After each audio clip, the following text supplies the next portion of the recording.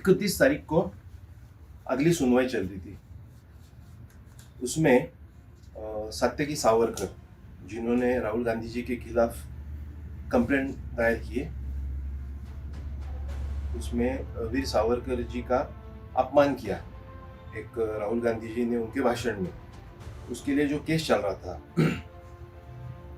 वो केस के तहत सत्यकी सावरकर ने एक वीडियो क्लिप जो राहुल गांधी जी ने उनके लंदन में स्थित एक बयान दिया था, उसमें 31 तारीख को अगली सुनवाई चल रही थी। उसमें सत्यकी सावरकर, जिन्होंने राहुल गांधी जी के खिलाफ कंप्लेंट दायर किए, उसमें वीर सावरकर जी का अपमान किया एक राहुल गांधी जी ने उनके भाषण में, उसके लिए जो केस चल रहा था, वो केस के तहत सत्यकी सावरकर ने एक वीडियो क्लिप जो राहुल गांधी जी ने उनके लंदन में स्थित एक बयान दिया था, उसमें जो कहा था कि वीर सावरकर और उनके 5-6 मित्रों ने एक गरीब मुस्लिम व्यक्ति को पीटा और उनमें उनको आनंद आया। उसके बाद उन्होंने ये भी ऐसा कहा कि वीर सावरकर को आनंद आया और ये जो कोई वाकया घटित हुआ है वो उनके सावरकर जी के खुद के अपने किताब में लिखा हुआ है।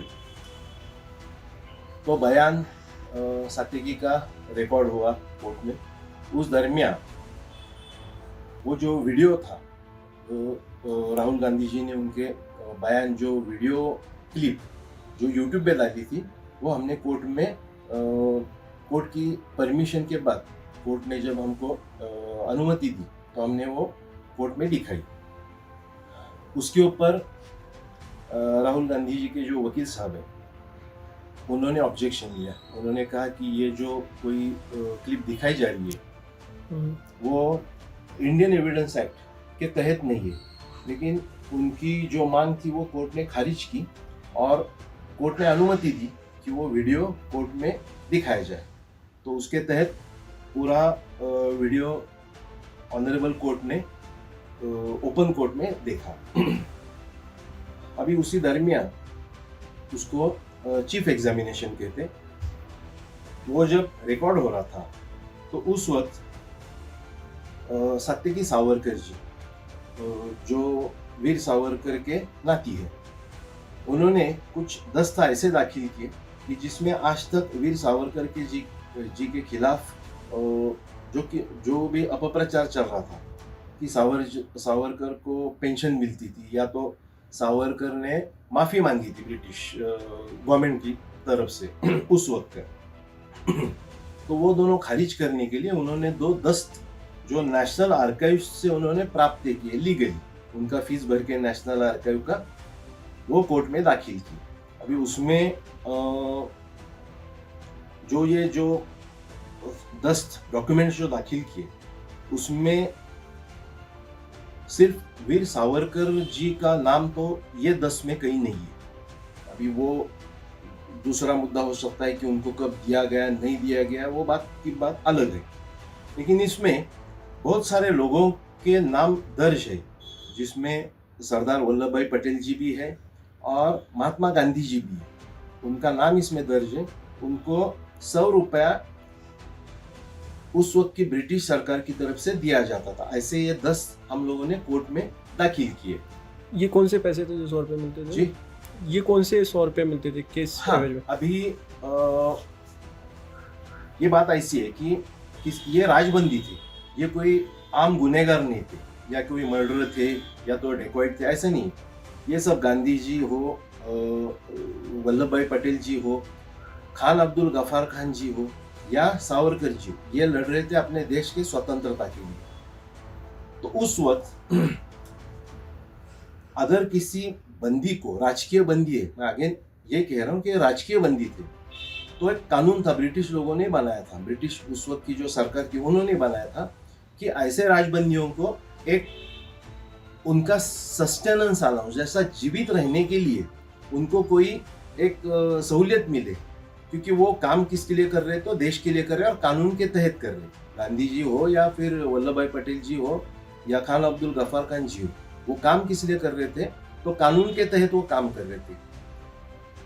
इसी तरीके से वीर सावरकर जी भी अपने देश के स्वतंत्रता के लिए लड़ रहे थे, क्योंकि आज तक के इतिहास के हमने देखे कि जो बहुत सारे जो राष्ट्र थे उनमें इस तरह के क्रांतिकारक वाक्य हो चुके। जैसा हम चीन का ही उदाहरण लें, चीन में बॉक्सर रेवोल्यूशन हुआ, उसके तहत ब्रिटिश लोगों को चीन में से वापस हटना पड़ा। तो आपका ये कहना है कि पेंशन जो लेने का आरोप लगता है वो पेंशन का ही ये डॉक्यूमेंट है? जी, पेंशन का ही डॉक्यूमेंट है, लेकिन वो पेंशन नहीं है। अभी सावरकर जी का जो अभी उनके बारे में हम लोग अगर बात करें तो वीर सावरकर जी खुद लंदन में पढ़े थे, ब्रिटेन में पढ़े थे, वो बैरिस्टर थे। अगर वो उनको मतलब वो सहूलियत मिल जाती तो वो बैरिस्टर होने के बाद वकालत कर सकते थे, और उस वक्त के जो बड़े बड़े नामी गिरामी जो वकील लोग थे वो उसी के तहत अपना गुजारा करते थे। तो ये सावरकर जी को ये डिग्री ब्रिटिश गवर्नमेंट ने देने से वो मुकर गए थे, उन्होंने वो दी नहीं थी। तो इसलिए सावरकर जी को 1910 से 1937 तक सेल्युलर जेल में रखा। उसके बाद उनका खुद का चरितार्थ करने के लिए, जैसा सर्वाइवल कहते हैं, सर्वाइवल का कोई स्कोप नहीं था।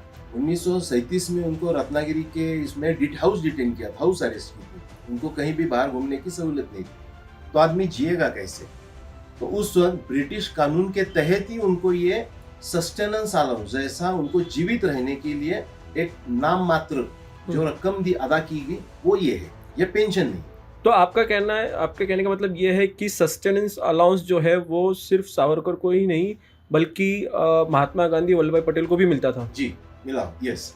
ये अभी जो हम लोगों ने जो मेहरबान न्यायालय में जो हमने 10 दाखिल किए उसमें ये पूरी तरीके से रिकॉर्डेड है।